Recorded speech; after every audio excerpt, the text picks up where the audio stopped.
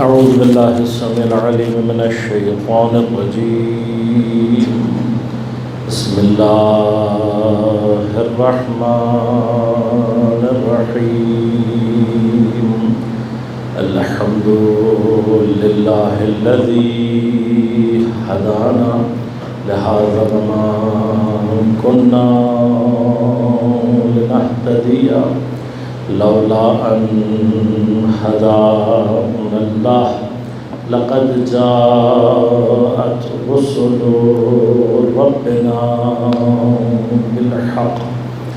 الصلاة والسلام على رسول المسدد المصطفى الأمجد المحمود الأحمد أبي القاسم محمد.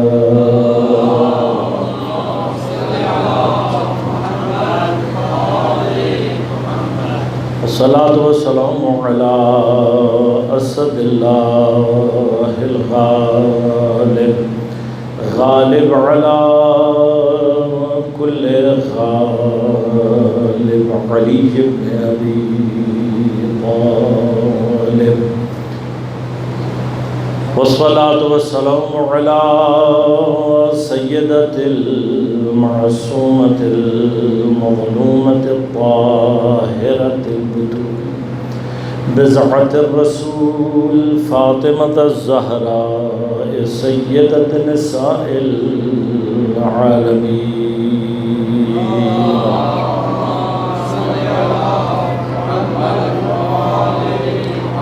والصلاة والسلام على الحسن المجتبى والحسين المظلوم وأهل بيته الطيبين الطاهرين المعصومين المظلومين المنتجبين المنتخبين، لا سيما بقية الله في الأرضين روحي وأرواح العالمين لتراب مقدمه الفداء. ولعنة الله على أعدائهم أجمعين. أما بعد، قال الله تعالى في كتابه الكريم: بسم الله الرحمن الرحيم. ولا تقولوا لمن يقتل في سبيل الله أموات بل أحياء ولكن لا تشعرون. صلوات اللهم صل على محمد وعلى محمد وسلم.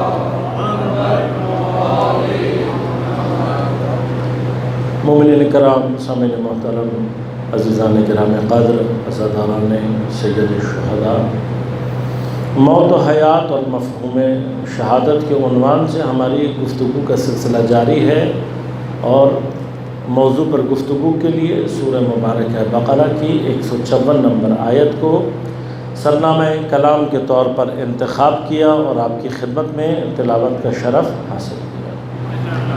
پروردگار ارشاد فرما رہا ہے: وَلَا تَقُولُوا، اور دیکھو مت کہو، لمن یقتل فی سبیل اللہ، ان لوگوں کے لیے جو اللہ کی راہ میں، سبیل میں اللہ کی قتل کر دیے گئے۔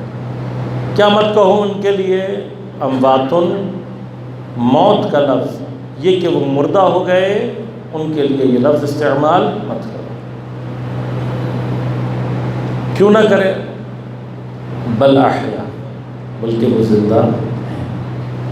میں نے کل آپ کی خدمت میں عرض کیا کہ خدا جانے شہداء حیات کی کون سی منزل میں ہیں کہ پروردگار ان کے لیے نہ موت کا لفظ سننا چاہتا ہے اور نہ یہ چاہتا ہے کہ حتیٰ ہم اپنے گمان اور فکر کے مرحلے میں بھی ان کے لیے موت کا تصور پیدا کریں۔ زندہ ہیں، بل احیاء، زندہ ہیں، بلکہ پروردگار زندہ ہیں تو کیسے زندہ ہیں؟ مجھے حیات سمجھ میں نہیں آ رہی۔ فرمایا وَلَٰكِن لَا تَشْعُرُونَ، لیکن تم ان کی حیات کا شعور اور ادراک نہیں رکھتے۔ اب جب تم ان کی حیات کا شعور اور ادراک نہیں رکھتے تمہارے کانشیس میں نہیں آ رہا کہ یہ کیسے زندہ ہیں، تو ان کی حیات میں شک مت کرو، اپنے کانشیس لیول کو بڑھانے کی کوشش کرو، اپنے ادراک کا دائرہ بڑھاؤ، اپنے شعور کو ترقی دو۔ جب تم شعور کو ترقی دو گے تو تمہیں پتہ لگے گا کہ یہ کیسے زندہ ہے۔ لہذا آیت بالکل ایک ابتدائی معنی کے اندر ہی ہمیں یہ میسج دے رہی ہے کہ کوئی حیات کا مرحلہ ایسا ہے کہ جو ہمارے کامن کانشیس لیول سے اوپر، کامن کانشیس لیول میں وہ حیات کا مرحلہ نہیں آ سکتا۔ پاسبلٹی پر میں بحث کر چکا، کانشیس لیول کو کیسے بڑھایا جاتا ہے اس کے اوپر میں نے کل آپ کی خدمت میں بحث کی، اور اس کے مراحل بھی آپ کی خدمت میں عرض کیا۔ صرف مراحل کو ایک مرتبہ دہراؤں گا تاکہ آگے گفتگو کا سلسلہ جاری کر سکیں۔ ابتدائی ترین شعور، ابتدائی ترین کانشیس ڈیولپ ہوتا ہے ہماری 5 سینسز کے ذریعے سے۔ اس سے اوپر کا جو لیول ہے وہ کیا ہے؟ جو 5 سینسز انفارمیشن ہمارے لیے کلیکٹ کر کے دیتی ہیں، اس کو ہماری عقل، اس کے درمیان قاعدے، قوانین، رولز اینڈ ریگولیشنز، فارمولے، یہ سب کس کا کام ہے؟ عقل کا کام۔ یہاں تک سائنس بھی اس مرحلے کو مانتی ہے کہ ایک مرحلہ شعور، ایک مرحلہ کانشیسنس کیا ہے کہ جو ہم اپنے 5 سینسز سے چیزوں کو درک کریں۔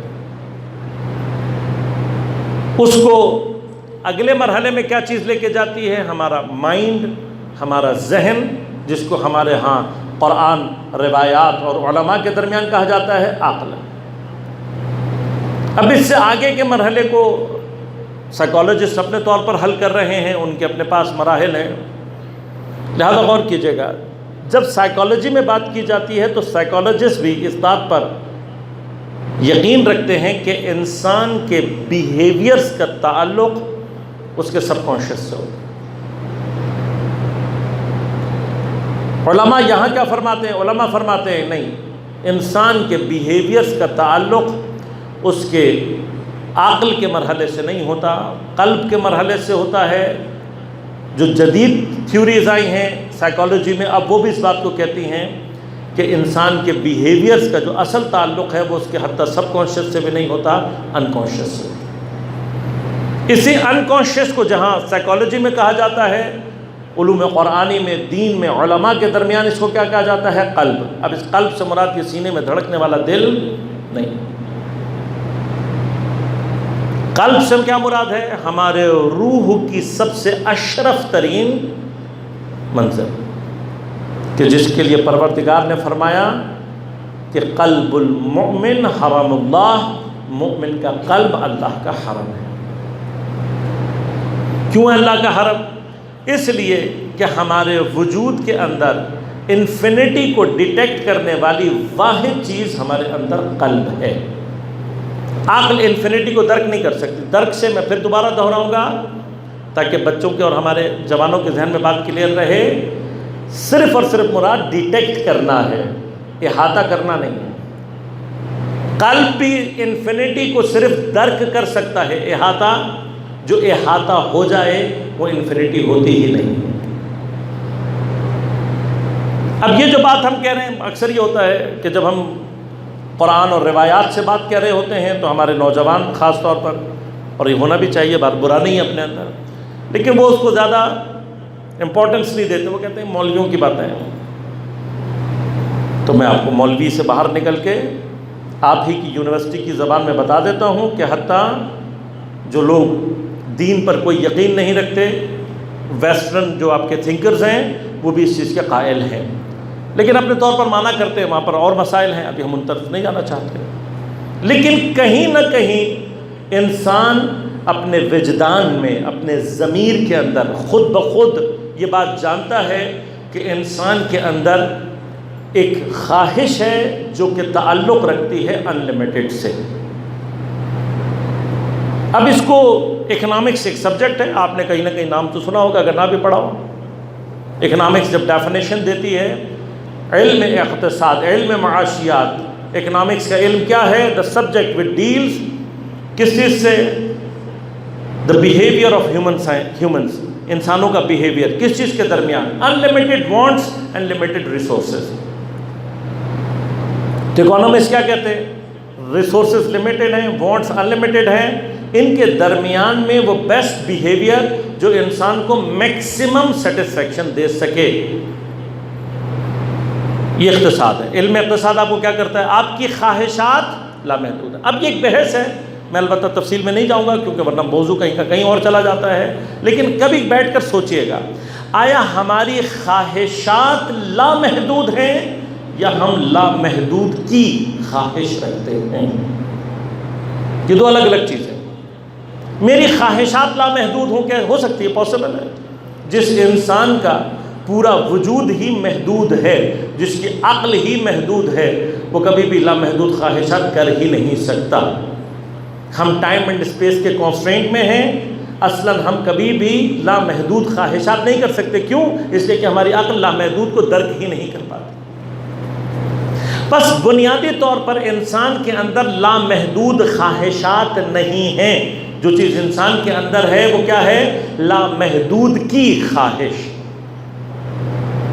میں تھوڑا سا ایکسپلین کر دوں. اگر انسان سے پوچھا جائے تمہیں قدرت کتنی چاہیے، اگر تمہیں اختیار دے دیا جائے، تمہارے اختیار میں ہو، تو اپنے لیے کتنی قدرت کو اپنے لیے چوز کرو گے؟ تو بڑھتے بڑھتے کہاں جائے گا؟ انلمیٹڈ. اگر آپ سے کہا جائے تمہیں علم کا اختیار دے دیا جائے کہ تم کتنا علم حاصل کرنا چاہتے ہو، تو بڑھتے بڑھتے کہاں جائے گا؟ انلمیٹڈ. تو بنیادی طور پر خواہشات انلمیٹڈ نہیں ہیں، بلکہ انسان انلمیٹڈ کی خواہش رکھتا ہے.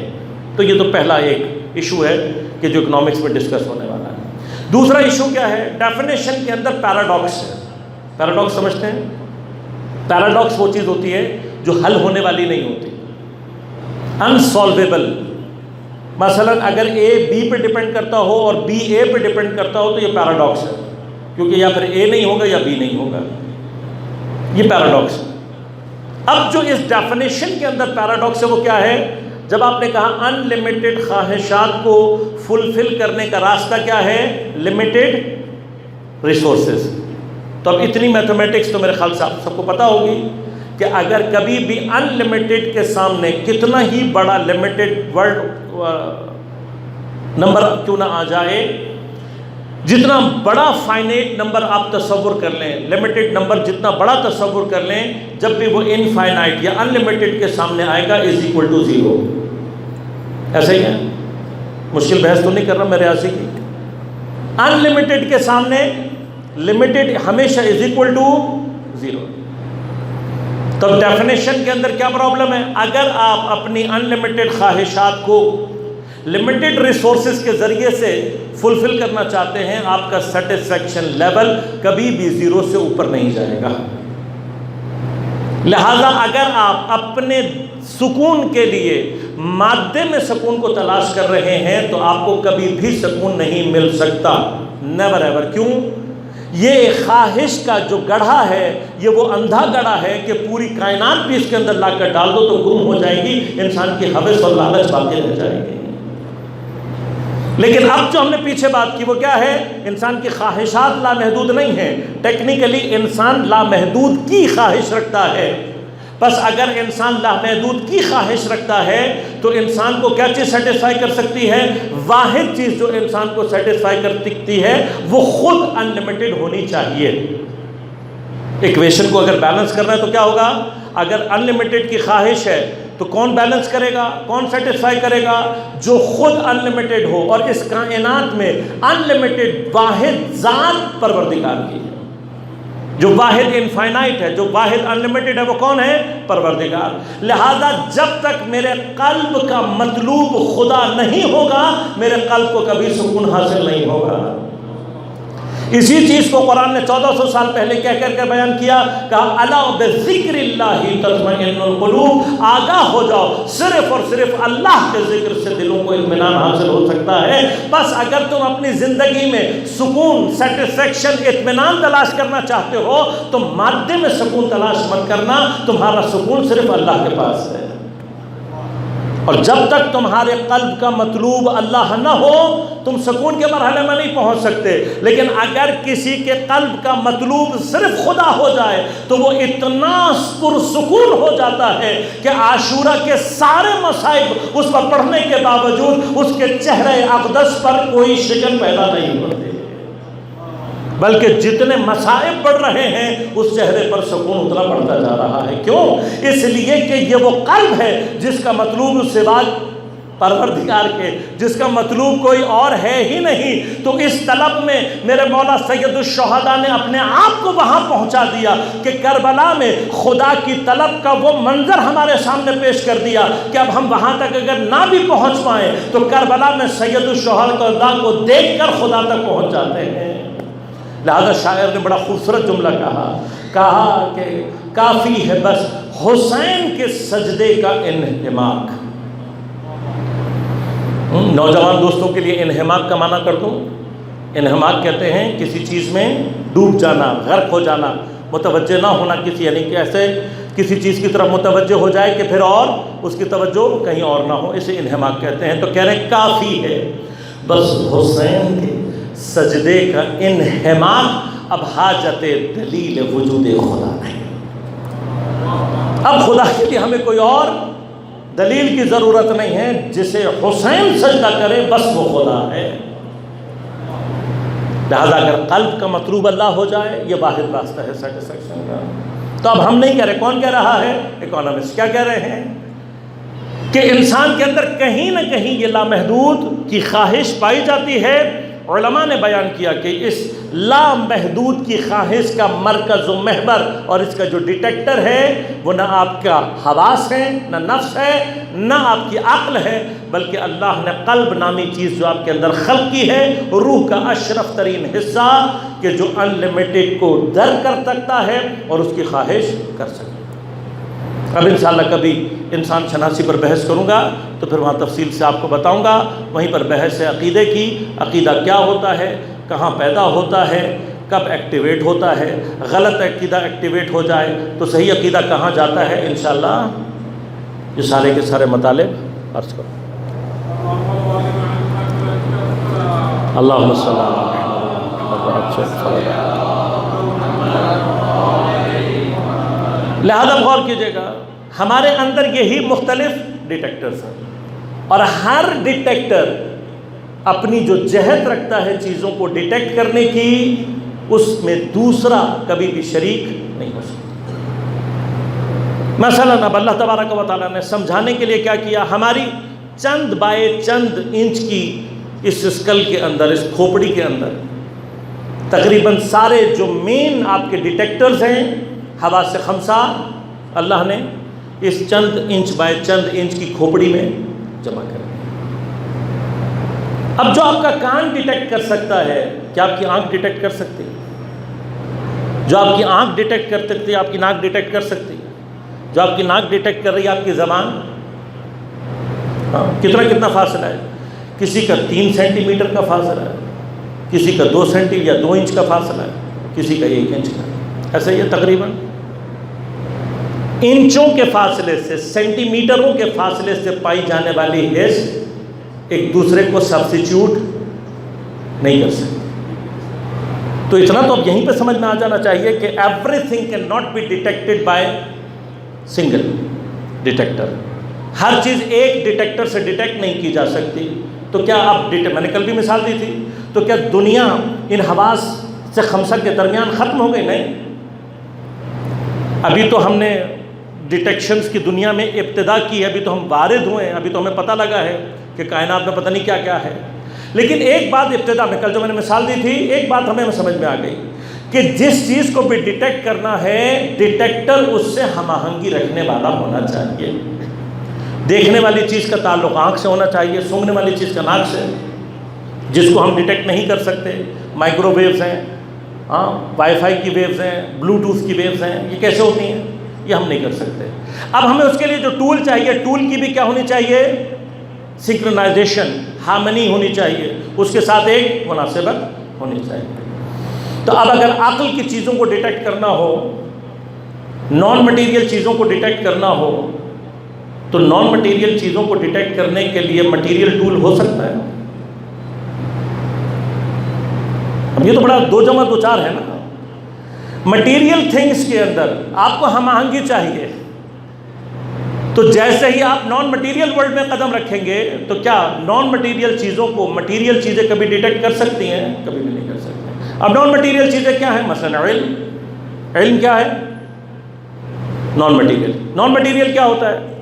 نان مٹیریل ہر وہ چیز ہوتی ہے کہ جس کے اندر مٹیریل کی پراپرٹیز نہیں پائی جاتی. مٹیریل کیا ہے؟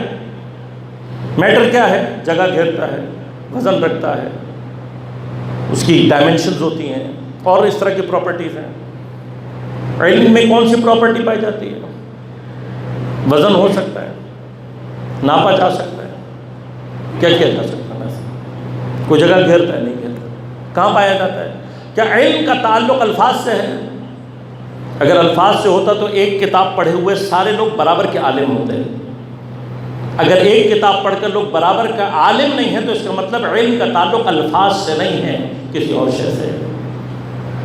اب وہ کیا ہے؟ اس کو ڈیٹیکٹ کرنے کے لیے کیا چاہیے؟ یقیناً. اگر نان مٹیریل چیزیں ہم ڈیٹیکٹ کر رہے ہیں تو یقیناً ہمارے اندر کوئی نان مٹیریل کو ڈیٹیکٹ کرنے والی چیز موجود ہے، اور ہماری اصطلاح میں اسے روح کہتے ہیں کہ روح تمام نان مٹیریل چیزوں کو ڈیٹیکٹ کرتی ہے. جن چیزوں کا تعلق معقولات سے ان کو عقل در کرتی ہے، اور جو عقل کی سرحد سے باہر نکل جائیں اس کے لیے اللہ نے قلب کو رکھا ہوا ہے. یہ مرحلے اس لیے طے کر رہا ہوں بار بار تاکہ آپ کے لیے پکچر تھوڑی سی کلیئر ہو جائے. اب مرحلہ عزیزان من یہ ہے کہ قرآن جب ہمیں متوجہ کرتا ہے کچھ چیزوں کی طرف کہ جو حقائق اصلی ہیں، اس کائنات کی اصل ریالٹیز ہیں، تو وہ اب اتنی سطحی نہیں ہیں کہ ان کو ہم اپنے حواس خمسہ سے، اپنی 5 سینسز سے درک کر لیں. زیادہ قرآن ہمیں متوجہ کرتا ہے. انہی مراحل میں قرآن ہمیں ایک ایسی حیات کی طرف متوجہ کرتا ہے جو اس ہماری حیات سے بیونڈ ہے، ماورا ہے، بلند ہے. لہذا پروردگار کبھی ارشاد فرما کر کہتا ہے یا ایھا الذین آمنوا استجیبوا للہ وللرسول اذا دعاکم لما یحییکم. اے صاحبان ایمان، استجابت کرو اللہ اور اس کے رسول کی. استجابت یعنی فوراً جواب دو، لبیک کہو، رپلائی کرو، فوراً رپلائی کرو. کب؟ اذا دعاکم، وہ جب بھی تمہیں پکارے. اللہ اور اس کا رسول جب بھی تمہیں آواز دے، اللہ اور اس کا رسول جب بھی تمہیں پکارے، کیا کرو ایمان والوں؟ فوراً رپلائی کرو. استجیبو، رپلائی کرو، جواب دو، فوراً جواب، لبیک کہو. کیا ہوگا؟ لما یحییکم، تاکہ تمہیں زندہ کیا جا سکے. اللہ تبارک و تعالیٰ سے اب میں سوال تو کر سکتا ہوں، پروردگار جو تو خطاب کر رہا ہے کیا یہ مردہ ہیں؟ یا ایھا الذین آمنوا، کیا یہ مردہ ہیں؟ نہیں، یقیناً تو جن کو کہہ رہا ہے وہ زندہ ہیں. یہ جو یا ایھا الذین آمنوا ہیں، جو ایمان لائے ہوئے ہیں، ان سے اللہ کیا کہہ رہا ہے؟ جب بھی اللہ اور اس کا رسول تمہیں پکارے رپلائی کرو، جواب دو، لبیک کہو.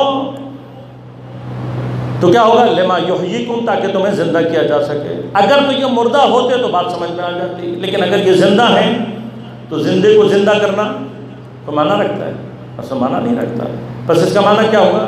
اس کا معنی یہ ہوا کہ یہ لما یحییکم کسی ایسی حیات کی طرف دعوت دی جا رہی ہے جو اس حیات سے زیادہ افضل، اس سے زیادہ بہتر حیات ہے.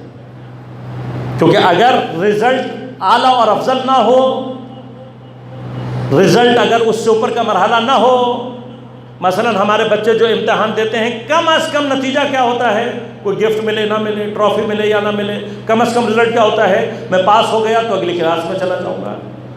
ترقی، اگلے مرحلے میں آ جانا، یہ کم ترین ریوارڈ ہے جس کے لیے انسان کوشش کرتا ہے. اگر پیغمبر کی استجابت کر کے مجھے یہی حیات دوبارہ ملنی ہے تو پھر فائدہ؟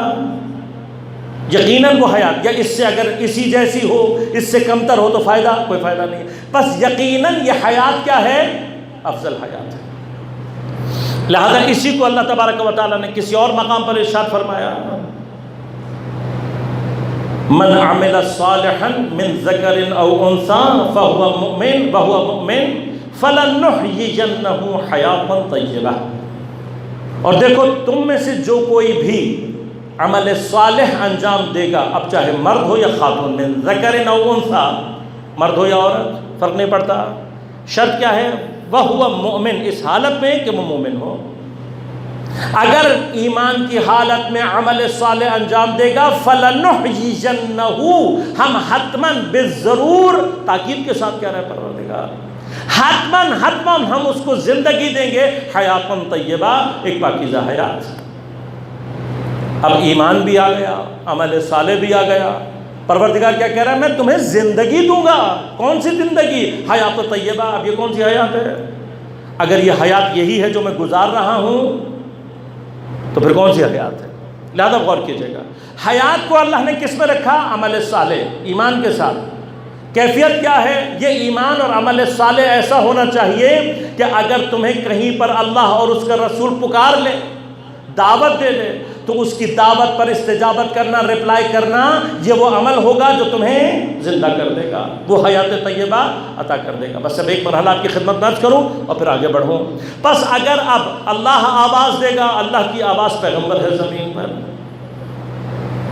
اللہ کا نبی آواز دے تو گویا اللہ نے آواز دی، تو آواز کون دے گا؟ پیغمبر دیں گے۔ اب پیغمبر اگر ممبر پہ آواز دیں تو لبیک کہو، ممبر سے نیچے آواز دیں تو لبیک کہو، گھر میں آواز دیں تو لبیک کہو، اگر بازار میں آواز دیں تو لبیک کہو، رات میں آواز دیں فوراً جواب دو، دن میں آواز دے دیں فوراً لبیک کہو، امن میں آواز دے دیں فوراً لبیک کہو، جنگ میں آواز دے دیں، اگر پیغمبر جنگ میں آواز دے دیں فوراً کیا کرو؟ جواب دو۔ جنگ کے حالات اچھے ہوں اور تم غالب ہو اور آواز دیں تو لبیک کہو، اور اگر جنگ کے حالات تمہاری ہی غلطی کی وجہ سے خراب ہو جائیں، تم پہلے غالب تھے اب مغلوب ہو جاؤ، اب تمہیں کفار مارنے لگے، قتل کرنے لگے، تو اب اللہ کا رسول اگر آواز دے، اب مرحلہ ہے نا، خدا کیا کہہ رہا ہے؟ خدا یہ کہہ رہا ہے جب بھی اللہ کا رسول آواز دے، آواز پر لبیک کہنے والا وہ زندہ ہوگا۔ ایسے ہی ہے نا بھئی، اب میں زیادہ تفصیلات میں نہیں جاؤں گا، اب آپ خود سوچ لیں۔ مثلا اگر حالات خراب ہو گئے اور کچھ لوگ جان بچانے کے لیے کہیں جا رہے ہیں، بھاگ رہے ہیں، اور اللہ کا رسول اگر آواز دے رہا ہے تو بس آپ یاد رکھنا، آج جو اللہ کے رسول کی آواز پر لبیک کہے گا وہ زندہ ہوگا۔ اب کیسے زندہ ہوگا؟ اگر اللہ کے رسول کی آواز پر لبیک کہہ کر واپس آ گیا، قتل ہو گیا، تب بھی زندہ ہے بلاحیا، اور اگر بچ جائے تب بھی زندہ ہے غازی ہو کر بلاحیا حیاتن طیبہ۔ بس دونوں صورتوں میں اگر اللہ کے رسول کی آواز پر لبیک کہہ کر آ گیا، قتل ہو گیا تب بھی زندہ بچ گیا تب بھی حیاتن طیبہ۔ تو بس اب جو جتنی دور جا رہا ہے وہ زندگی کے قریب نہیں جا رہا، زندگی سے دور جا رہا ہے۔ یہ جتنی دور جا رہا ہے زندگی کے قریب نہیں جا رہا، کہاں جا رہا ہے؟ زندگی سے دور جا رہا ہے۔ جتنی دور چلا گیا بس اتنا مردہ ہے۔ یہ مرحلہ ہے، کیونکہ اللہ اور اس کے رسول کی آواز پر لبیک کہنے والا وہ زندہ ہے۔ بس آخری مرحلہ، کیا یہ آیت صرف پیغمبر کے دور کے لیے ہے؟ یہ حیات جو ملنی ہے پیغمبر کی آواز پر لبیک کہنے والے، غور کیجیے گا، کیا پیغمبر کی حیات تک ہے؟ یعنی پیغمبر چلے گئے تو اب کون دعوت دے گا؟ اب کون پکارے گا؟ اب پکارنے والا کون ہے جس کی پکار پہ لبیک کہنا حیات کا باعث ہو؟ تو یاد رکھے گا، اس کا معنی یہ ہے کہ آیت یہ کہہ رہی ہے جب تک اس حیات کی ضرورت ہے، قیامت تک اگر اس کی حیات کی ضرورت ہے تو کوئی ہمیشہ کسی دور میں رہنا چاہیے جس کا پکارنا رسول کا پکارنا، پیغمبر کے بعد قیامت تک کوئی ایسا رہنا چاہیے جس کی آواز، جس کی دعوت، جس کا پکارنا رسول کا پکارنا کہلائے۔ تو بس اب یاد رکھنا، پیغمبر کے بعد اس مقام پر مولا کائنات ہے۔ اب جس نے علی کو لبیک کہہ دیا وہ زندہ ہے، اس کے بعد مولا حسن مجتبیٰ ہے۔ اب کربلا نے تو ثابت کر دیا، جس نے میرے مولا کی آواز پر لبیک کہہ دیا وہ آج تک زندہ باد ہے، اور جس نے لبیک نہیں کہا آج تک مردہ باد ہے۔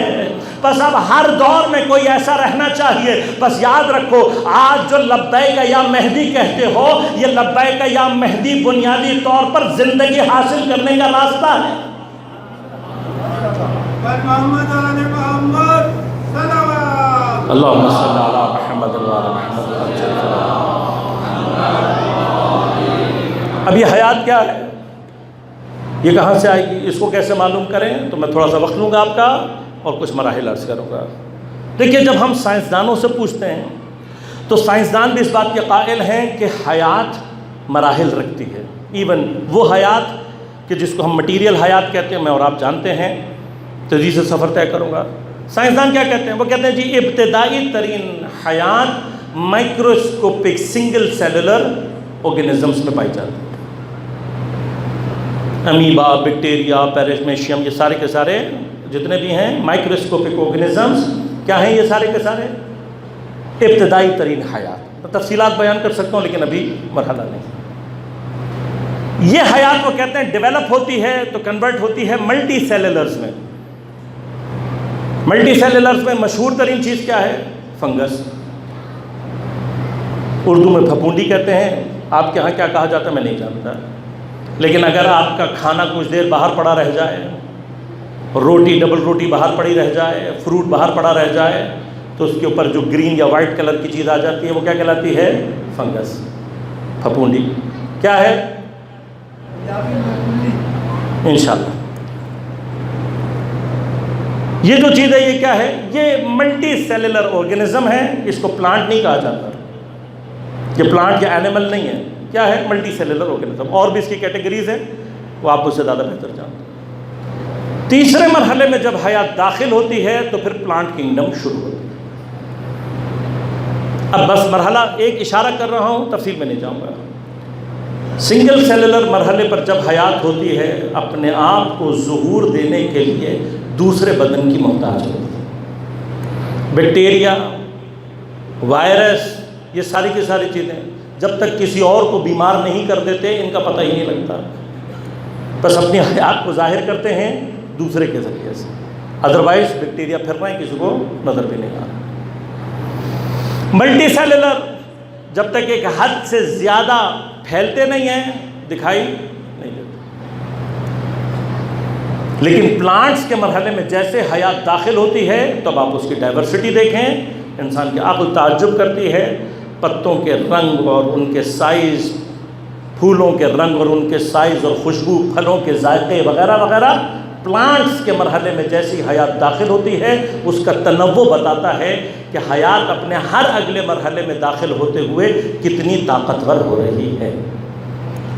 اور یہی حیات جیسے ہی پلانٹ سے نکل کر اینیملز کے مرحلے میں داخل ہوتی ہے تب اس کی ڈائیورسٹی، اس کے کمالات، اس کے عجائبات آج تک انسان دیکھ رہا ہے. اینیمل کنگڈم میں آنے کے بعد حیات کا جو تنوع ہے، حیات کی جو قدرت ہے، لائف کے اندر جو ڈائیورسٹی ہے، جتنی اینیمل ورلڈ میں کسی اور میں نہیں. اب مرحلہ کیا ہے؟ مرحلہ یہ کہ سائنس اس سے آگے حیات کو بیان نہیں کرتی. سائنس کہتی ہے بس اس سے آگے حیات نہیں. اینیمل حیات، اینیمل لائف، یہ کہتی ہے آخری. اب میں یہاں پر ایک بات کہوں گا اور اگر آپ متفق نہ ہوں تو بہرحال مسئلہ نہیں ہے، نظریہ ہے، نظر ہے، آپ کو اختلاف کا پورا حق ہے کہ اس سے آگے اگر حیات مٹیریل مرحلے کو ترک کر کے نان مٹیریل مرحلے میں داخل ہو جائے، مادے کی سرحد سے ماورا ہو جائے، بیونڈ چلی جائے، تو پھر سائنس کا میدان ہی نہیں ہے کہ وہ اس کو ڈسکس کرے یا اس کے اوپر ریسرچ کرے. آپ جانتے ہیں ہر سبجیکٹ کی اپنی ایک ایتھیکل ریسرچ ایتھکس ہوتی ہیں، ایک ایتھیکل لمٹس ہوتی ہیں. مثلا لمٹس کیا ہیں؟ ڈاکٹرز کو حق نہیں ہے کہ وہ انجینئرز کو مشورہ دیں. انجینئروں کو حق نہیں ہے کہ وہ وکیلوں کو مشورہ دیں. وکیلوں کو حق نہیں ہے کہ وہ مثلا بزنس ایڈمنسٹریشن والوں کو وہاں جا کر مشورہ دیں. اور ان سب کو کوئی حق نہیں ہے کہ وہ مجتہدین کو مشورہ دیں. یہ ہمارا سوشل پرابلم ہے. معذرت، کوئی بات بری لگ جائے تو میں پہلے سے معذرت چاہوں گا، لیکن ہمارا کامن سوشل پرابلم ہے کیا کہ ہم کبھی بھی ایکسپرٹس کے پاس نہیں جاتے. یہ ہو چکا ہے. ہمارے ہاں کیا ہوتا ہے؟ ایک کمپاؤنڈر ہے، کچھ دن ڈاکٹر کے ساتھ کام کرتا ہے، اس کے بعد اس کو ہوتا ہے نا، اب وہ آتے ہیں لوگ، مریض پوچھتا ہے بھائی تمہیں کیا ہوا، پھر وہ حدس لگاتا ہے کہ ڈاکٹر اس کو انشاءاللہ یہ دوا لکھ کے دے گا. جب کئی مرتبہ یہ اتفاق ہوتا ہے تو کمپاؤنڈر اپنے آپ کو ڈاکٹر سمجھنے لگتا ہے. وہ کہتا ہے بھئی جو مرض آ رہا ہے میں بھی بتا رہا ہوں وہی دوا ڈاکٹر صاحب لکھ کے دے رہے ہیں، تو ڈاکٹر صاحب کی کیا ضرورت ہے. تو کچھ دن کے بعد وہ کسی اور محلے میں جا کر ڈاکٹر فلاں کا کلینک کھولتا ہے اور اس سے پوچھو تو کہ یار انہوں نے ٹائم ضائع کیا 5 سال میڈیکل کالج میں، 10 سال ضائع کیے انہوں نے. جو ان کو پتہ ہے وہ مجھے بھی پتہ ہے. اب کیا ہوتا ہے جب کوئی پیچیدہ مشکل آ جاتی ہے، کوئی پیچیدہ مریض آ جاتا ہے اور یہ غلط نسخہ دیتا ہے تو نتیجہ کیا نکلتا ہے؟ انسانی جان کا. ہمارے ہاں آج کل ابھی بھی جب ہم گھر بناتے ہیں کتنے لوگ ہیں جو انجینئرس کے پاس جاتے ہیں. مطلب ہماری سوسائٹی میں ٹرینڈ ہی نہیں. ہم پہلے کس کو ڈھونڈتے ہیں؟ ٹھیکیدار. ٹھیکیدار کون ہوتا ہے؟ کبھی اس نے کسی انجینئر کے ساتھ کام کر کے سیکھ لیا ہوتا ہے. پھر وہ کہتا ہے اس نے یونیورسٹی میں اتنے سال پڑھ کے ٹائم ضائع کیا، یہ تو میں بھی بنا سکتا تھا. غلط پلر کاٹ کے چلے جاتے ہیں، پورا گھر گر جاتا ہے، تب پتہ لگتا ہے کتنا جانی نقصان اور کتنا مالی نقصان پیش آتے ہیں نا. یہ ہمارے ہاں مثلا گھروں میں اکثر کیا ہوتا ہے، خواتین ڈاکٹر کے نسخے پہ عمل نہیں کرتی، جو چیز ماسی بتا کر چلی جاتی ہے اس پہ عمل کرتی ہیں.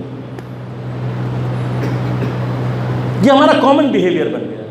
اسی طرح سے ہم دین کو ٹریٹ کرنے لگے ہیں کہ دینی مسائل میں بجائے علماء مراجع اعظام کی طرف رجوع کریں، خود ہی فتویٰ دینا شروع ہو جاتا ہے.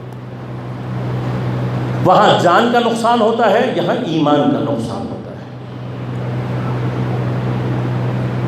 لہذا اب ہم نے خود طے کرنا ہے، جان بچانا بھی واجب ہے اور ایمان بچانا بھی واجب ہے. ایتھکس کیا کہتی ہیں؟ ایتھکس یہ کہتی ہیں ایون میڈیکل کے اندر جو آئی سرجن ہے اس کو حق نہیں ہے کہ وہ کان کے سرجن کو مشورہ دے. ایتھکس ہے، ریسرچ کے ایتھکس ہیں. لہذا سائنس اگر میٹر اور اس کی پراپرٹیز اور ان چیزوں سے ڈیل کرتی ہے تو ایتھکس آف ریسرچ کا تقاضا یہ ہے کہ سائنس نان مٹیریل دنیا میں جا کر پھر بات نہ کرے. لہذا یاد رکھیے گا جیسے ہی لائف مٹیریل ورلڈ سے باہر نکلتی ہے تو نان مٹیریل مراحل میں طے ہوتی ہے، جس کی طرف قرآن نے بعض کی طرف اشارہ کیا. میں نے ابھی آپ کی خدمت میں کچھ آیات عرض کی ہیں، لیکن اب عرض کروں گا کہ اینیمل لائف سے اوپر لائف کے کون سے مراحل ہیں جن کو قرآن اور روایات نے بیان کیا اور ہم سب کو توجہ کرنے کی ضرورت ہے.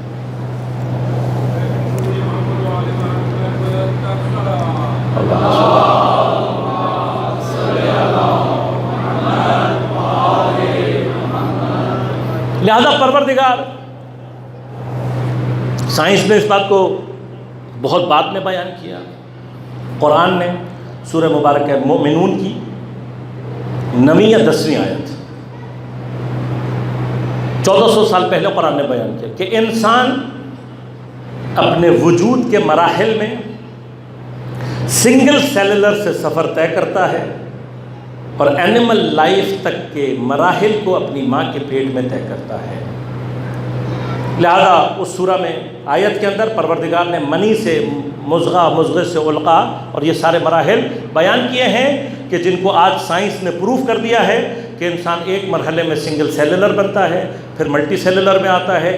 کچھ مراحل اس کی حیات کے وہ ہوتے ہیں کہ جس سے صرف پلانٹس کی حیات کے مراحل نظر آ رہے ہوتے ہیں اور پھر وہ آخر میں اینیمل حیات کے مراحل میں داخل ہو جاتے ہیں. اب وہاں پر بھی ایک مرحلہ ہے، اب ذکر کر دیا تو ضمناً بات کرتا چاہیے. فرانس کے ایک ڈاکٹر قرآن کی اسی آیت کی وجہ سے مسلمان ہوئے. ان مراحل میں پروردگار نے ارشاد فرمایا، جو مراحل ذکر کیے ہیں کہ جو مراحل انسان طے کرتا ہے، اس میں فرمایا کہ ہم انسان کے اندر ہڈی بناتے ہیں اور اس ہڈی کے اوپر گوشت چڑھاتے ہیں. جب اس نے قرآن کی یہ آیت پڑھی تو وہ بڑا سرپرائز ہوا. اس کی جو ایکسپرٹیز تھی وہ اتفاقاً ایمبریو اور یہ جو ماں کے پیٹ میں جنین ہوتا ہے اسی کے اوپر تھی. جب اس نے یہ آیت پڑھی اور اس کو پتہ لگا کہ یہ 1400 سال پہلے قرآن نے کہا ہے تو وہ تعجب میں پڑ گیا. He was amazed. کیوں؟ اس نے کہا کہ یہ بات اب میڈیکل ہسٹری کب سے ہے؟ سقراط بقراط کے زمانے سے. بقراط جس کو ہیپوکریٹ کہتے ہیں انگلش میں، the oldest name in the history of medicine, Hippocrates, بقراط. جس کے ابھی تک بنائے ہوئے میڈیکل کے قوانین آج تک فالو کیے جاتے ہیں۔ کتنے سال پرانا؟ کم از کم 3500 سال پرانا، 3 سے 3500 سال۔ اب اس زمانے سے وہ کہتا ہے میڈیکل ہسٹری چلی آ رہی ہے، اور میڈیکل کی ہسٹری میں ایک امپورٹنٹ مرحلہ کیا تھا کہ ماں کے پیٹ کے اندر جو جنین کی ڈیولپمنٹ ہے اس کے اوپر غور کیا جائے کہ یہ کیسے ہوتی ہے۔ کہا اس صدی تک، اس صدی کے مڈ تک انسان کا عقیدہ یہ تھا کہ اس کے اندر پہلے گوشت کا لوتھڑا یعنی گوشت بنتا ہے، اور اس گوشت کے اندر ہڈیاں ڈیولپ ہوتی ہیں۔ کہا لیکن جب ہم نے ultraviolets, X rays, CT scans, اس طرح کی ہائی ٹیکنالوجیکل مشینیں بنا لیں، تب ہمیں پتہ لگا کہ نہیں، پہلے انسان کے اندر ہڈی بنتی ہے اور ہڈی کے اوپر گوشت چڑھتا ہے۔ کہا میں حیران ہوں کہ جس چیز کو سمجھنے میں ہمیں 3000 سال لگ گئے اور ہائی ٹیکنالوجیکل مشینوں کے بغیر ہم نہ سمجھ سکے، اس باریکی کو قرآن نے 1400 سال پہلے کیسے بنایا، اور پھر اس نے اسلام اور قرآن کو قبول کرتے ہوئے کہا یقیناً یہ خالق کا ہی کلام ہے، کیونکہ حیات کے راز سے اس سے زیادہ بہتر کوئی اور واقف۔ اب قرآن کیا کہتا ہے؟ قرآن کہتا ہے ہم نے تمہیں یہاں تک پہنچا کر بشرن سویا، ہم نے تمہیں کیا بنا دیا؟ ایک بیلنس بشر۔ یہ جس کو بشر کہہ رہا ہے اللہ تعالیٰ، یہ اینیمل لائف کا بنانا ہے۔ اس کے بعد قرآن کہتا ہے ثم انشأناہ خلقا آخر، اس کے بعد ہم انیشیٹ کرتے ہیں، سٹارٹ کرتے ہیں، شروع کرتے ہیں اس کے اندر ایک اور خلقت کے سلسلے کو۔ پروردگار انسان، ہاں ہم کیا سمجھتے ہیں ہم انسان بنا کر پیدا ہوئے؟ نہیں، اللہ کیا کہہ رہا ہے؟ میں پیدا تمہیں بشر کی صورت میں کرتا ہوں۔ یہ جو بشر کی صورت میں ہمارا پیدا ہونا ہے، یہ اینیمل لائف کا مرحلہ ہے۔ جب ہم دنیا میں آتے ہیں اینیمل لائف لے کر آتے ہیں۔ اس کے بعد اللہ نے کیا کہا؟ کہا انیشیٹ کرتا ہوں، دیتا نہیں ہوں، انیشیٹ کرتا ہوں، تمہارے اندر شروع کرتا ہوں۔ یعنی کیا؟ تمہارے اندر کیپیبلٹی دے دیتا ہوں، کیپیسٹی دے دیتا ہوں ایک اور خلقت بننے کی، ایک اور مخلوق بننے کی۔ اب یہ مخلوق بننا کیا ہے؟ اللہ نے ہمیں کیپیسٹی دی ہے عقل کے ذریعے سے انسان بننے کی۔ لہذا ہم دنیا میں حیات حیوانی، اینیمل لائف لے کر آتے ہیں، اور پہلا مرحلہ جو ہمیں طے کرنا ہوتا ہے وہ کیا ہوتا ہے کہ ہم حیات حیوانی سے نکل کر حیات انسانی کے مرحلے میں داخل ہوں۔ میں عرض کروں گا ابھی تفصیلات۔ حیات انسانی اگر ہم اس مرحلے میں داخل ہو جائیں، اب اس کی اپنی کیفیات ہیں، لیکن یہ جو مرحلہ ہے یہ بالکل ویسے ہی ہے۔ جس طرح سے میں آپ کو یہ نہیں بتا سکتا کہ مثلاً ایووکاڈو کا ٹیسٹ کیسا ہوتا ہے، پیشن فروٹ کا ٹیسٹ کیسا ہوتا ہے، میں نہیں بتا سکتا آپ کو جب تک آپ کھا نہ لیں۔ میں آپ کو کسی خاص پھول کی خوشبو ڈیفائن نہیں کر سکتا جب تک آپ سونگھ نہ لیں۔ اسی طرح سے حیات انسانی ڈیفائن نہیں ہوتی، گزاری جاتی ہے، اور جب انسان بن جاتا ہے تب اسے پتہ لگتا ہے کہ یہ حیات کیا ہوتی ہے۔ البتہ اس کے کچھ آثار ہیں وہ بیان کرتا ہے۔ انسان بنتا ہے تو اس کے اندر کیپیسٹی ڈیولپ ہوتی ہے کہ وہ حیات ایمانی کے مرحلوں میں داخل ہو۔ لہذا جب تک انسان نہیں بنے گا، مومن بننے کی صلاحیت اس کے اندر پیدا ہی نہیں ہو سکتی۔ مومن اگر بنے گا، حیات ایمانی گزارنے کے قابل ہوگا، تو اس کے اندر قابلیت پیدا ہوتی ہے حیات ملکوتی کی۔ کل بھی میں نے لفظ ملکوت عرض کیا تھا آپ کی خدمت میں۔ کچھ احباب نے سوال کیا کہ یہ ملکوت ہوتا کیا ہے، ڈیفائن کر دیں۔ ڈیفینیشن اور ڈسکشنز بہت زیادہ ہے، اپنے نوجوان ساتھیوں کو خاص طور پر، البتہ بزرگ یقیناً متوجہ ہیں۔ آسان ترین بات بتا رہا ہوں، بہت ابتدائی سطح کی، ورنہ اس کے اندر ڈیٹیلز بہت ساری۔ کم از کم عالم کے اندر 2 طرح کے عالم متصور ہیں، البتہ اس سے زیادہ ہے، میں وہ بالکل ابتدائی سطح کی بات کر رہا ہوں۔ کم از کم 2 طرح کے عالم، ایک مٹیریل عالم ہے اور ایک نان مٹیریل عالم ہے۔ کم ترین بات جو آپ اپنے لیے سمجھنا چاہتے ہیں وہ یاد رکھیے گا، عالم ملک مٹیریل عالم کو کہتے ہیں، اس دنیا کے عالم کو، اور عالم ملکوت نان مٹیریل عالم کو کہتے ہیں، کہ جس کا ایک فیز آخرت ہے، کہ جو انشاءاللہ کبھی تفصیلات رہیں تو عرض کروں گا۔ بس حیات ملکوتی سے کیا مراد ہے؟ حیات ملکوتی سے مراد ہے کہ انسان ایمان کے ذریعے سے اس حیات کے مرحلے میں داخل ہو جاتا ہے کہ جہاں پر حیات مٹیریل مراحل سے نکل کر نان مٹیریل فیز میں داخل ہو جاتی ہے۔ بس مٹیریل حیات کا آخری مرحلہ حیات حیوانی، دو مرحلے طے کر کے انسان اس قابل بنتا ہے کہ حیات ملکوتی نان مٹیریل حیات میں داخل ہو جائے۔ اب تھوڑا سا کچھ دیر کے لیے بات مان لیں میری، ثابت میں بعد میں کر دوں گا، لیکن اگر نان مٹیریل کوئی حیات ہے، اگر کی بات ہو رہی ہے، تو کیا اس نان مٹیریل حیات کو جاری رکھنے کے لیے ہمیں مٹیریل باڈی کی ضرورت ہوگی؟ جب نان مٹیریل حیات ہے تو مٹیریل باڈی کی ضرورت، لہذا یاد رکھیے گا، اب اشارہ کروں بعد میں تفصیل دوں گا، کہ شہادت کا مرحلہ وہ ہے جہاں پر شہید حیات ملکوتی کو درک کرنے کے بعد اس مٹیریل بدن کو چھوڑ دے، خود چھوڑتا ہے۔ کیوں چھوڑتا ہے ڈیٹیلز انشاءاللہ آپ کی خدمت میں عرض کروں۔ حیات انسانی، حیات ایمانی، حیات ملکوتی۔ حیات انسانی کیوں ضروری ہے، ہوتی کیا ہے، آج انشاءاللہ اس پر بات کروں گا، لیکن پہلا مرحلہ یہ طے کر دوں آپ کی خدمت میں کہ حیات انسانی گزارنا کیوں ضروری ہے۔ اس لیے کہ یہ وہ فیز ہے جب تک حیوان انسان بننے کے مرحلے میں نہیں آتا، اس کے اندر مومن بننے کی صلاحیت پیدا ہی نہیں ہوتی۔ بس حیوانات کیوں نہیں جائیں گے؟ حیوانات جنت میں نہیں جائیں گے، کیوں؟ اس لیے کہ ان کے اندر مومن بننے کی صلاحیت پائی ہی نہیں جاتی۔ اب غور کیجیے گا، یہی مرحلہ ہے نا۔ مثلا میں اپنے طوطے کو ٹرین کر دوں اور اس کو سکھا دوں لا الہ الا اللہ محمد رسول اللہ علی ولی اللہ، یا علی یا حسین، حسینیت زندہ باد، یزیدیت مردہ باد، تولہ تبرہ تک سب سکھا دوں اپنے طوطے کو، اور یہ سارا دن یہی کام کرے۔ کچھ نماز کے اذکار بھی سکھا دوں، اپنے حساب سے وہ بیچارہ نماز بھی پڑھتا رہے، تو آپ کا خیال ہے کہ یہ طوطا جنت میں جائے گا؟ جنتی طوطا کیوں نہیں جائے گا؟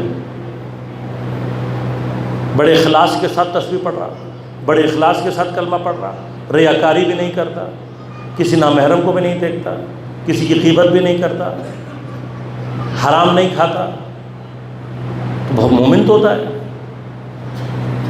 سارا دن تسبیح پڑھ رہا ہے، یا علی یا حسین کہہ رہا ہے، جانا چاہیے جنت میں؟ نہیں جائے گا۔ کیوں نہیں جائے گا؟ فرمایا اس لیے نہیں جائے گا کہ اس نے رٹ تو لیا ہے لیکن اس کو پتہ نہیں ہے کہ لا الہ الا اللہ ہوتا کیا، معنی نہیں پتہ اس کو، محمد رسول اللہ کسے کہتے ہیں، علی ولی اللہ کیا ہوتا نہیں پتہ۔ خوب اب میں آپ سب کی بات نہیں کر رہا، آپ سب مجھ سے زیادہ بہتر اور افضل مومن ہیں، کسی کے لیے جسارت توہین کچھ نہیں کر رہا، اپنی بات کر رہا ہوں 100% اپنی، کہ مولانا صاحب اب گھر جا کر اپنے آئینے کے سامنے ایک مرتبہ کھڑے ہو، اور کھڑے ہو کر یہی تسبیح ایک مرتبہ اپنی زبان سے دہراؤ، لا الہ الا اللہ محمد رسول اللہ علی ولی اللہ، یا حسین یا علی، حسینیت زندہ باد، یزیدیت مردہ باد۔ اور اس کے بعد ایک مرتبہ سوچو کہ تمہارا یہ سارا عمل طوطے کے مقابلے میں کہیں افضل ہے بھی یا نہیں؟ اگر میں نے بھی بچپن میں سے رٹا لگایا ہوا ہے، مجھے پتہ نہیں ہے کہ لا الہ الا اللہ کیا ہوتا ہے، محمد رسول اللہ کسے کہتے ہیں، علی ولی اللہ کیا ہوتا ہے، ولایت علی کا معنی کیا ہے، تو پھر میرے اور طوطے کے درمیان کوئی فرق؟ اگر میرے اور طوطے کے کلمے میں کوئی فرق نہیں ہے تو پھر کیا حق ہے کہ طوطا تو جنت میں نہ جائے لیکن میں چلا جاؤں؟ لہذا یاد رکھیے گا قرآن نے کیا فرمایا، کہا احسب الناس، سورہ مبارک ہے عنکبوت آیت نمبر 2، احسب الناس ان یترکوا ان یقولوا آمنا وهم لا یفتنون، کیا لوگوں نے یہ گمان کر رکھا ہے کہ جب یہ اپنے منہ سے آمنا، یقولوا آمنا، یہ بولیں گے آمنا ہم ایمان لے آئے، ان یترکوا انہیں چھوڑ دیا جائے گا، وهم لا یفتنون اور ان کو آزمایا نہیں جائے گا؟ نہیں، لقد فتنا الذین من قبلہم، اللہ نے ان سے پہلے کے لوگوں کو بھی آزمایا ہے، انہیں بھی آزمائے گا۔ کیوں؟ لیعلم اللہ، اللہ جاننا چاہتا ہے سچا کون ہے اور جھوٹا کون ہے۔ تو جب تک انسان کی ایمان کی گواہی آزمائش سے گزر کر ثابت نہیں ہوتی، ایمان نہیں کہلاتا۔ لہذا غور کیجیے گا، یہ انسان بننا کیوں ضروری ہے؟ یہ انسان بننا اس لیے ضروری ہے کہ جب انسان بنتا ہے تو کلمہ سمجھ میں آتا ہے۔ انسان ہے جس کو کلمہ سمجھ میں آتا ہے۔ انسان ہوگا تو کلمہ سمجھ میں آئے گا، انسان ہوگا تو عمل کی صورت میں ظہور کرے گا، اور جیسے ہی انسان اس مرحلے میں پہنچے گا خود بخود مومن بننے کی صلاحیت پیدا کر لے گا۔ لہذا غور کیجیے گا، انسان بننا کیوں ضروری ہے؟ بس یہ مرحلہ آج عرض کروں، حیات ایمانی اور ملکوتی پہ کل بات کروں گا۔ انسان بننا دنیا میں کیوں ضروری ہے؟ حیات حیوانی سے باہر نکل کر حیات انسانی کی ضرورت کیا ہے؟ تو روایات آپ نے بارہا سنی بھی ہوگی۔ پہلا مرحلہ تو میں نے عرض کر دیا، دنیا میں کیوں ضروری ہے؟ انسان بنیں گے تو مومن بننے کی صلاحیت پیدا ہوگی۔ دس از ناٹ پاسبل کہ کوئی حیات حیوانی سے ڈائریکٹ حیات ایمانی میں داخل ہو جائے، ناٹ پاسبل۔ خدا کے ہاں سٹیجز اسکپ نہیں ہوتی، نہیں ہو سکتا کہ کوئی حیوان مومن بن جائے، یہ نہیں ہے۔ انسان بنے گا تو مومن بننے کی صلاحیت پیدا کرے گا۔ دوسری کیا وجہ؟ آپ نے بارہا سنا ہوگا، روایات آپ کی کہیں نہ کہیں سماعت سے، کہیں نہ کہیں آپ کی نظروں سے گزری ہوگی کہ قیامت کے دن کچھ لوگ ایسے ہوں گے کہ جب قبر سے اٹھائے جائیں گے تو حیوانات کی شکل میں اٹھائے جائیں گے۔ یعنی جب وہ قبر سے اٹھائے گے، ان کو محشور جب کیا جائے گا تو کس صورت میں کیا جائے گا؟ حیوانات کی شکل۔ عقیدے کی بحث تو ہمیں ممبر سے ویسی اچھی نہیں لگتی، اور عقیدوں میں بھی اگر قیامت کا عقیدہ ہو بیان کرنا پھر تو اور مشکل ہو جاتا ہے ہمارے لیے۔ ہم کہتے ہیں بھائی مجلس نہیں ہو رہی، درس ہو رہا ہے۔ نتیجہ کیا نکلتا ہے؟ ہمارے عقیدے ضعیف رہ جاتے ہیں۔ کبھی آپ نے سوچا کہ قیامت برپا کیوں ہوگی؟ وجہ کیا ہے؟ اصل قیامت ہے کیا؟ معاد کسے کہتے ہیں؟ ضرورت کیا اللہ کو قیامت کی؟ قیامت کا ایک دن 50,000 سال کے برابر کیوں ہوگا؟ سوچا کبھی آپ؟ قیامت کے بارے میں سوچنے کو کس کو ٹائم ہے؟ اسی طرح سے اللہ تبارک و تعالی سریع الحساب ہے، تیز ترین حساب کرنے والا ہے۔ قیامت یوم الحساب ہے۔ اب جب یوم الحساب میں سریع الحساب کر رہا ہے تو پھر باقی مراحل کی کیا ضرورت ہے؟ مرصاد، میزان، صراط اور پتہ نہیں کتنے 10 کے قریب مراحل ہیں جو بیان ہوئے۔ کس نے؟ جب اللہ فوری طور پر حساب کرنے والا ہے تو پھر یہ کیوں آئیں گے پیش؟ ہم نے کیا سوچا ہوا ہے؟ فری کی جنت کا ٹکٹ جیب میں ہے، یہاں مریں گے اور وہاں جھک جنت میں، جبکہ اہل بیت اطہار، قرآن، روایات، آیات کوئی بھی ہمیں یہ نہیں سمجھاتا۔ لہذا کبھی اگر یقیناً آپ کو مجھ سے زیادہ توفیقات ہوں گی، لیکن ترجمہ پڑھیں زیارت آل یاسین، جو کہ مخصوص ہے زیارت امام زمان علیہ الصلوۃ والسلام۔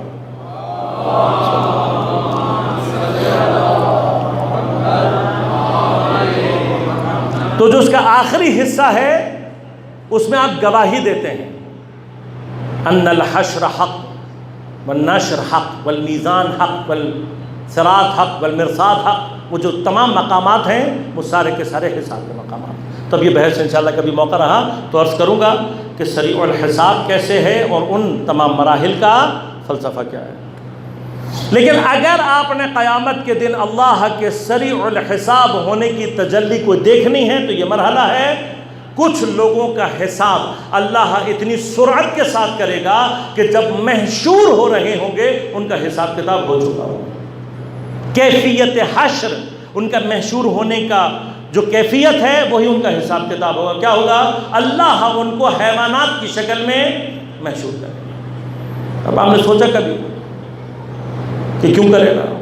اور جتنے بھی حیوانات بنا کر محشور کیے جائیں گے بغیر کسی سٹاپ کے سیدھے جہنم میں ڈالے جائیں گے۔ کیوں؟ اس لیے کہ حیوانات سے کوئی حساب کتاب نہیں کیا جاتا، حیوانات سے کوئی سوال نہیں کیا جاتا۔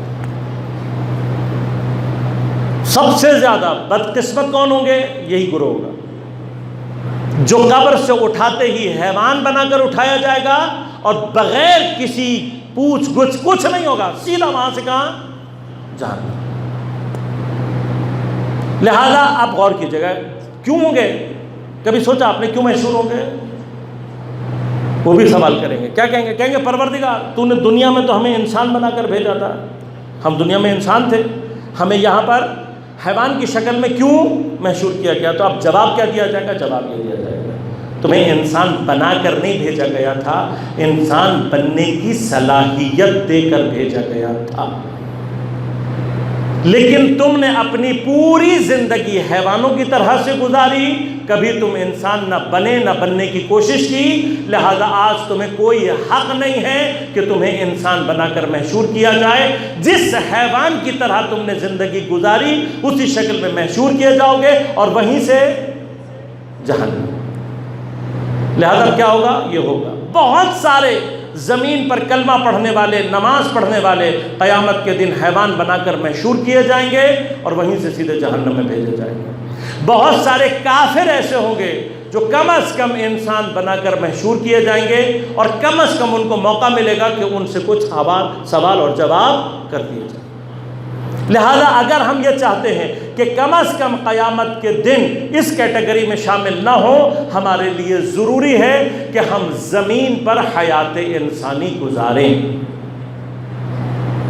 تو کیا فائدہ ہوگا؟ کم از کم ایک فائدہ دنیا میں ہو جائے گا، انسان بنیں گے تو مومن بننے کی کیپیسٹی پیدا ہوگی، صلاحیت پیدا ہوگی۔ دوسرا فائدہ کیا ہوگا آخرت میں؟ کہ کم از کم انسان بنا کر محشور کیے جائیں گے، کم از کم کوئی سوال جواب کرنے کی گنجائش پیدا ہو جائے گی۔ تو جو انسان کی صلاحیت بنا کر بھیجے گئے ہوں اور انسان نہ بنے، وہ ہیں کہ جن کے لیے قرآن نے کہا ثم رددناہم اسفل سافلین۔ اور جب انسان اسفل سافلین بن جائے تو کیا ہوتا ہے؟ یہ جانتے ہوئے کہ سامنے معصوم ہے، نبی ہے، اس کو قتل کرنے پر آمادہ ہو جاتا ہے۔ لہذا سورہ مبارکہ صف میں پروردگار نے حضرت موسیٰ علیہ السلام کا اس قول کو نقل کیا، جب حضرت موسیٰ اپنے قوم سے کیا کہہ رہے ہیں؟ یا قومی، ہے میری قوم، لما توزوننی، کیوں مجھے اذیت پہنچاتے ہو، کیوں مجھے اذیت دے رہے ہو؟ وقد تعلمون، جبکہ تم اچھی طرح جانتے ہو، انی رسول اللہ الیکم، میں تمہارے لیے اللہ کا رسول بنا کر بھیجا ہوں۔ یہ اچھی طرح سے جانتے ہوئے بھی کیوں مجھے اذیت پہنچا رہے ہو؟ جواب اللہ نے دیا کہ اے موسیٰ ان کے دل ٹیڑھے ہو گئے، قلب اگر ٹیڑھا ہو جائے تو پھر اس میں خدا نہیں، اس میں شیطان بستا ہے۔ جس قلب میں شیطان بسنے لگے وہ وجود زمین پر خود شیطان بن جاتا ہے۔ لہذا سید الشہداء کربلا میں جو لوگ سامنے کھڑے ہوئے ہیں ان کو کئی مرتبہ بہت کچھ سمجھانے کے بعد آخر میں کیا فرما رہے ہیں؟ آخر میں فرما رہے ہیں تمہیں میری باتیں سمجھ میں نہیں، تم جانتے ہو میں کون ہوں، تم جانتے ہو میرا مقام اللہ کے نزدیک کیا ہے، تم جانتے ہو میرا مقام پیغمبر کے نزدیک کیا، لیکن تمہیں سمجھ میں نہیں آئے گا۔ کیوں؟ قد ملئت بطونکم بالحرام، اس لیے کہ تمہارے پیٹ حرام سے بھرے ہوئے ہیں۔ تو اس کو خوش فہمی میں نہ رہے کہ چونکہ ہمیں پتہ ہے کہ سید الشہداء کون ہیں، کیونکہ ہمیں پتہ ہے کہ سید الشہداء کا مقام کیا ہے، اگر خدا نخواستہ گھر میں رزق حرام آ رہا ہے تو عین ممکن ہے میرے ہی گھر سے وہ شخص پیدا ہو جائے جو اپنے زمانے کے امام کا قاتل بنتا ہے۔ جانتے تھے نا یہ لوگ، مگر شمر نہیں جانتا تھا، مگر عمر سعد نہیں جانتا تھا، سب جانتے تھے۔ حرام چلا جائے پیٹ میں کیا ہوتا ہے؟ معصوم کا قاتل بن جاتا ہے۔ حرام پیٹ میں گیا ہوا ہو، وجود میں حرام موجود ہو، حاصلاً خود اصل وجود حرام ہو جائے تو کیا ہوتا ہے؟ کربلا اسی حلال اور حرام کے فاصلے کا نام ہے۔ جو حسین کے ساتھ ہو جائے وہ حلال ہی حلال ہے، جو حسین کے مقابلے پر آ جائے حرام ہی حرام ہے۔ اور جب حرام اپنی پستی میں چلا جائے تو کیا کرتا ہے؟ حتیٰ نبی کی ذریت کو سربراہ نہ کر کے بازاروں اور درباروں میں قیدیوں کی طرح گھسیٹتا پھرتا ہے۔ کیوں روتے ہو؟ شہادت تو افتخار ہے۔ اگر اسلام کا اور نبی کی محبت کا ذرہ بھی کسی کے قلب میں موجود ہو اور اس کو یہ بات معلوم ہو کہ نبی کی ذریت، نبی کی بیٹیوں کو سربراہانہ بازاروں اور درباروں میں پھرایا گیا اور پھر وہ عزاداری نہ کرے، اس کا اسلام مشکوک ہے۔ قرآن کی زبان میں وہ منافق ہے جس کے دل میں رسول کی ناموس کی کوئی عزت اور احترام نہیں، قرآن کی زبان میں وہ مسلمان نہیں۔ ہم کیوں روتے ہیں؟ اس لیے روتے ہیں کہ اہل بیت کے گھرانے کو بازاروں اور درباروں میں سربراہ نہ کیا۔ خدا جانے بیویوں نے، بیمار امام نے، میرے مولا کے چھوٹے چھوٹے بچوں نے، خصوصاً جناب سکینہ نے کوفہ سے شام تک کا سفر کیسے طے کیا۔ لیکن شام کی مصیبت بڑی سخت ہے۔ جب سید سجاد علیہ السلام سے بعد میں کسی نے پوچھا کہ مولا سب سے زیادہ مصائب کہاں گزرے، تو جس نے پوری کربلا دیکھی تھی اس نے کربلا کا نام نہیں لیا۔ جو کربلا سے کوفہ، کوفہ سے شام تک بازار اور دربار دیکھا جا رہا تھا، کوئی اور نام نہیں لیا۔ 3 مرتبہ الشام الشام الشام کہہ کر گیا۔ لیکن اہل بیت اطہار کربلا کے بعد کربلا کو زندہ کرنے کے لیے وہ نشان چھوڑ گئے ہیں کہ جن کو اب قیامت تک کوئی جھٹلا اور مٹا نہیں سکتا۔ کیا گزرا شام میں؟ اس کا ایک چھوٹا سا مرحلہ پیغمبر کے ایک معتبر صحابی متفق علیہ جناب سہیل ساعدی، بنی ساعدہ سے تعلق ہے، پیغمبر کے معتبر صحابی ہیں، عمر زیادہ ہے۔ شام کا ایک منظر یہ صحابی رقم کرتا ہے جسے شیعہ سنی دونوں روایات نے نقل کیا کہ میں تجارت کے مرحلے میں تجارت کے لیے نکلا ہوا تھا، شام شامات سے آگے تک گیا، جب واپس آیا ہوں، شام وارد ہوا ہوں تو سفر کے مہینے کا ابتدا دور چل رہا تھا۔ کہ جب میں پہنچا ہوں تو میں نے دیکھا کہ شام کی ہر گلی، ہر محلہ، ہر کوچہ، ہر بازار سجا ہوا ہے، سب نے نئے کپڑے پہنے ہوئے ہیں، مٹھائیاں تقسیم ہو رہی ہیں، عید کا سماں ہے۔ کہ میں نے ایک شامی کو روک کر پوچھا، میں نے کہا مسلمانوں کی تو کوئی عید نہیں ہے، تم شامیوں کی کوئی مقامی عید ہے جو اتنے اہتمام سے بنائی جا رہی ہے؟ کہ نہیں، عید نہیں ہے، کچھ لوگوں نے بادشاہ کے خلاف بغاوت کی تھی، ان کو قتل کر کے ان کے خانوادے کو، خاندان کو اسیر کر کے لایا گیا ہے، فتح کے جشن میں عید منائی جا رہی ہے۔ سہیل کہتے ہیں میں نہیں جانا چاہتا تھا مرکزی بازار، لیکن میرا کوئی ضروری کام تھا، مجبوراً جانا پڑ گیا۔ کہتے ہیں میں نے اپنی زندگی میں کبھی اتنا رش نہیں دیکھا تھا جتنا میں نے شام کے بازار میں دیکھا۔ سوئی اگر پھینکو تو سروں پر جائے گی، زمین پر نہیں گرے گی، اتنا رش۔ کہ بس رش میں داخل ہوا اور پھر قابو میں نہیں رہا، جہاں دھکا لے کر جا رہا میں بھی جا رہا۔ کہ جب سنبھلا ہوں اور متوجہ ہوا ہوں تو دیکھا عین بازار کے درمیان وہاں کھڑا ہوں جہاں اسیروں کا۔ تو اب جو میں نے نگاہ کی تو دیکھا ایک بیمار ہے جس کے گلے میں طوق ہے، ہاتھوں میں ہتھکڑیاں ہیں، پیروں میں بیڑیاں، سر جھکائے کھڑا۔ تو اور توجہ کرنا چاہا تو اونٹوں پر کچھ بیبیوں کو سوار دیکھا، لیکن ان بیویوں کے اندر اتنی ہیبت اور عظمت تھی کہ میری نگاہ بلند نہیں ہو رہی تھی۔ کہ یہ کیفیت دیکھ کر کہ یہ کون لوگ ہیں جن میں اتنی ہیبت اور عظمت پائی جاتی ہے؟ ایک مرتبہ میرے دل میں خیال آیا کہ پوچھ تو لوں کون لوگ ہیں۔ تو آگے بڑھ کر میں نے اس بیمار کو، قیدی کو سلام کیا۔ کہ جب میں نے سلام کیا نا تو اس نے سر اٹھا کر ایک حسرت کی نگاہ میرے اوپر ڈالی اور نگاہ حسرت ڈال کر کہنے لگا کہ اس دیار غریبہ میں تو کون ہے ہم پر سلامتی بھیجنے والا؟ ہم تو جب سے اس دیار میں داخل ہوئے ہیں یا ہمیں تانے سننے کو ملے ہیں، یا پتھر ملے ہیں، یا کہیں کچرا پھینکا گیا، کہیں گرم پانی تو کہیں آگ پھینکی گئی ہم پر۔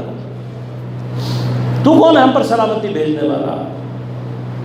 کہ میں پیغمبر کا، مسلمانوں کے نبی کا صحابی ہوں، نام سہیل ساعدی ہے، اور جاننا چاہتا ہوں آپ لوگ کون ہیں، کہاں سے آئے ہیں، تعلق کہاں سے؟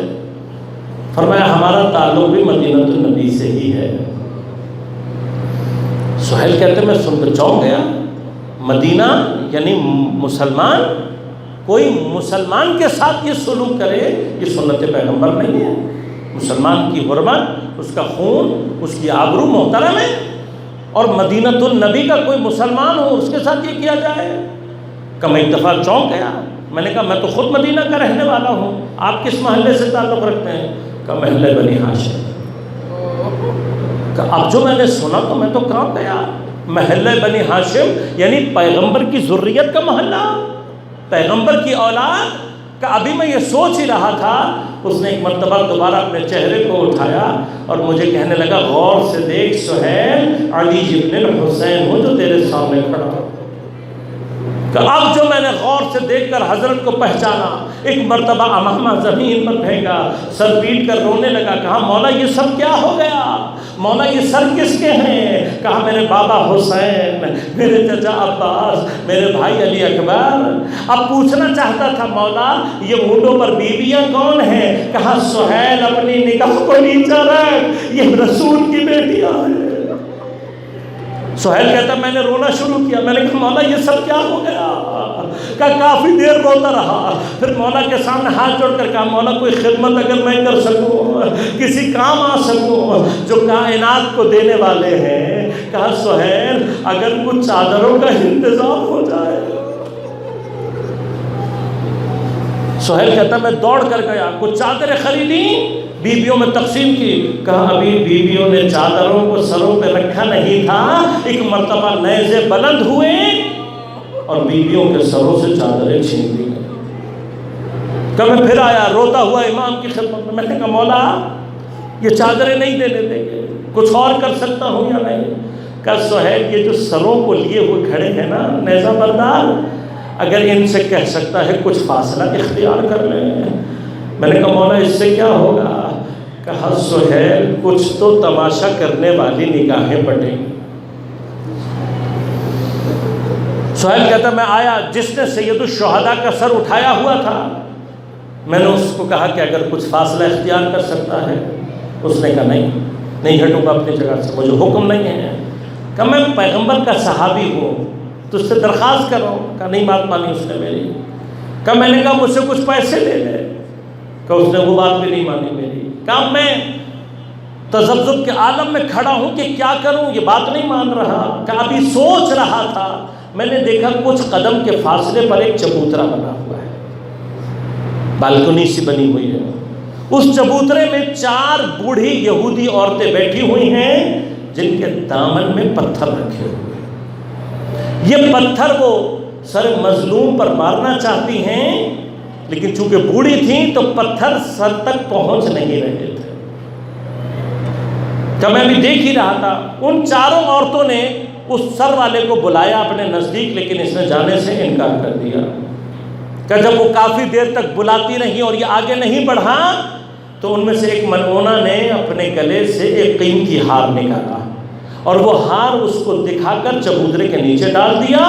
کہ میں یہ سارا منظر دیکھ رہا ہوں کہ جب اس نے ہار نیچے جاتے ہوئے دیکھا، ایک مرتبہ ہار کی لالچ میں سر مظلوم کو لے کر چبوترے کی طرف روانہ ہوا۔ سہیل کہتا میں دیکھ رہا تھا سارا منظر، جیسے ہی سر مظلوم چبوترے کے نزدیک پہنچا، یہ ملعونائیں ہاتھ میں پتھر لیے آمادہ بیٹھی تھیں، جیسے ہی سر مظلوم نزدیک پہنچا انہوں نے پتھر مارنا شروع کیے۔ کہ میں نے دیکھا ایک پتھر آ کر مظلوم کی پیشانی پر لگا اور پیشانی پر لگتے ہی حضرت کے سر سے خون جاری ہونا شروع ہوا کہ جیسے ہی یہ منظر میں نے دیکھا مجھ سے برداشت نہ ہو سکا۔ ایک مرتبہ میں نے ہاتھ بلند کر کے بددعا کرنا شروع کی، کہا پروردگار میں تیرے نبی کا صحابی ہوں، اگر میری کوئی عزت تیری بارگاہ میں ہے، پروردگار میں بددعا کرتا ہوں ان کو ابھی واصل جہنم کر دے۔ کہ ابھی میری بددعا کے الفاظ ختم نہیں ہوئے تھے،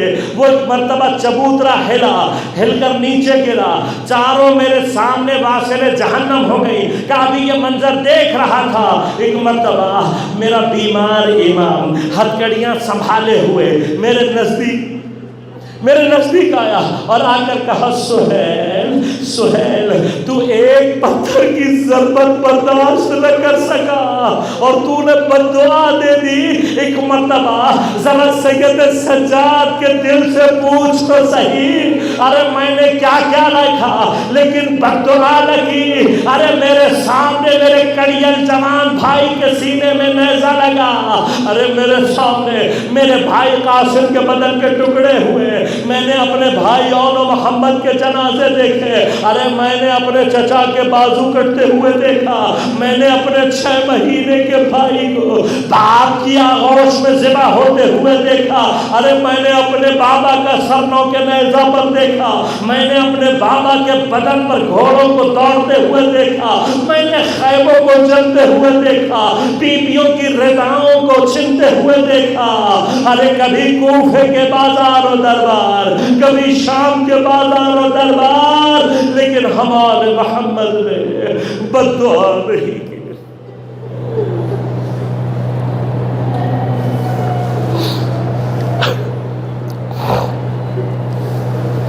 الا ولعنۃ اللہ علی القوم الظالمین وسيعلم الذين ظلموا أي منقلب ينقلبون۔ بار الہا شب جمعہ ہے، شب زیارت سید الشہداء، خوش بہاد ان لوگوں کے